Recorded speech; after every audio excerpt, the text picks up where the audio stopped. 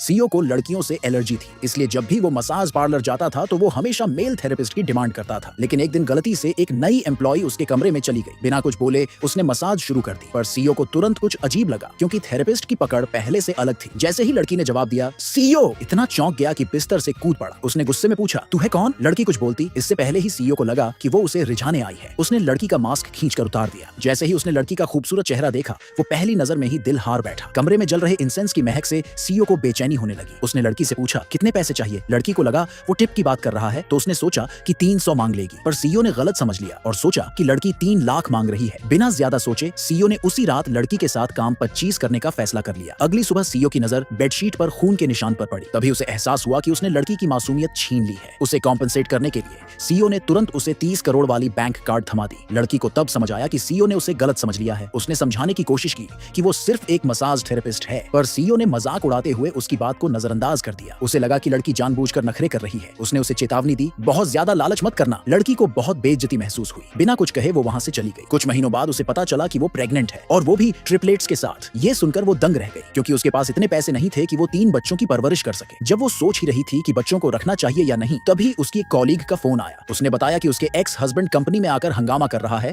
और उसे आकर संभालना होगा। लड़की ने फोन काटा और सीधा कंपनी पहुंच गई। जैसे ही वो वहां पहुंची, उसके एक्स हस्बैंड की मां ने बिना कुछ बोले उसे थप्पड़ जड़ दिया। उसने लड़की पर इल्जाम लगाया कि वो बहुत घटिया औरत है जो ऐसे गंदे माहौल में काम करती है। लड़की ने गुस्से में जवाब दिया, हमारा तलाक हो चुका है, अब मैं जो भी करूं उससे तुम्हारा कोई लेना देना नहीं। पर उसका एक्स हस्बैंड पीछे हटने को तैयार नहीं था। उसने डिमांड की कि लड़की 5 लाख की दहेज की रकम वापस करे, वरना अंजाम भुगतने के लिए तैयार रहे। उसकी मां भी उस पर ताने कसने लगी, लेकिन लड़की की कॉलीग ने बीच में आकर उसे रोक दिया। लड़की ने 2 टूक कह दिया, मैंने दहेज का एक पैसा भी नहीं लिया, अगर पैसे चाहिए तो जाओ मेरे घर वालों से मांग लो। पर उसका एक्स हस्बैंड बेशर्मी से अड़ा रहा। उसने कहा कि उसे 5 लाख तो चाहिए ही, साथ ही 10 सालों की मेंटल टॉर्चर का हर्जाना भी चाहिए। उसका कहना था कि शादी के 10 सालों में लड़की ने बच्चा पैदा नहीं किया, इसलिए उसे इसकी भरपाई करनी होगी। अब लड़की की कॉलीग को भी गुस्सा आ गया। उसने झटके में सच्चाई सबके सामने रख दी, लड़की तो प्रेग्नेंट है, असली दिक्कत तो तेरे में थी, तू ही नपुंसक निकला। वहाँ मौजूद लोग दंग रह गए और हस्बैंड की मां की तरफ घूरने लगे। उधर सीईओ के घर में उसकी शादी को लेकर हमेशा की तरह प्रेशर डाला जा रहा था। सब चाहते थे कि वो सेटल हो और बच्चे पैदा करे, पर सीईओ बेबस था। तभी उसके असिस्टेंट ने बताया कि 3 महीने पहले वो किसी के साथ था। सबके होश उड़ गए। सीईओ ने खींचते हुए कहा, वो लड़की लालची थी, मैं उससे शादी नहीं करूंगा। पर उसकी दादी को ये बात पसंद नहीं आई। उन्होंने तुरंत असिस्टेंट को हुक्म दिया कि जाओ उस लड़की की पूरी बैकग्राउंड इन्वेस्टिगेशन करो, अगर सब ठीक हुआ तो शादी होगी। उधर एक्स हस्बैंड को जब लड़की की प्रेगनेंसी का पता चला तो उसे शक हुआ कि तलाक से पहले ही लड़की का किसी और से चक्कर चल रहा था। जब लड़की ने कोई जवाब नहीं दिया